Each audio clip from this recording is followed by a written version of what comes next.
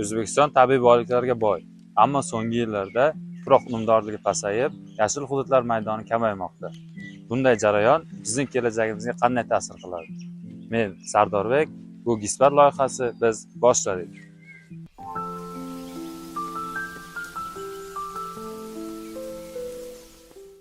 Noto'g'ri sug'orish va tabiiy resurslardan noto'g'ri foydalanish natijasida tuproq sifati yomonlashmoqda.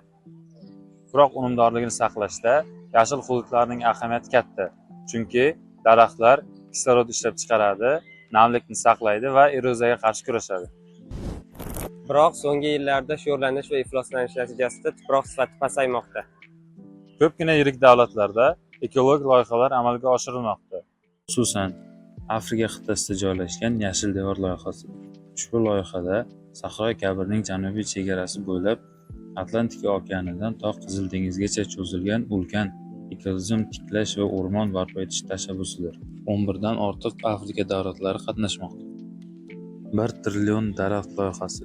Ushbu loyiha maqsadi global miqyosda 1 trillion daraxt ekish va o'rmonlarni tiklash orqali iqlim o'zgarishiga qarshi kurashish.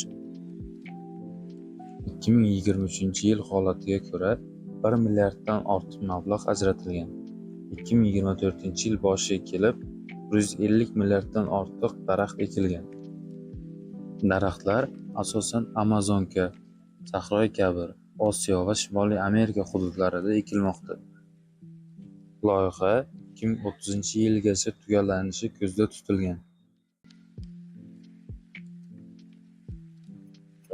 Xususan O'zbekistonda ham eng yirik loyihalardan biri Yashil makon dasturi ishga tushgan. Bu dastur davomida minglab gektar yerlarda daraxtlar ekilgan. Afsuski, Toshkent shahri hududida so'nggi 10 yillik natijalarga ko'ra yashil maydonlar hududi taxminan 4300 gektarga kamaygan. Yashil hududlarni kengaytirish bizga nafaqat bog'lar, balki rekreatsiya maskanlarini tashkil etish imkoniyatini ham beradi. Rekreatsiya maskanlari esa insonlar sog'ligi uchun juda foydalidir. Har bir fuqaro tabiatni asrashga o'z hissasini qo'shishi mumkin. Buning eng oddiy yo'llaridan biri daraxt ekish yoki ekilgan daraxtni parvarish qilish. Bu faqat davlat yoki tashkilotlarning ishi emas. Tabiatni asrash uchun hammamiz birdek javobgarmiz. Barchangizni tuproq unumdorligini asrash Va tabiatni muhofaza qilishga birdek chaqiramiz.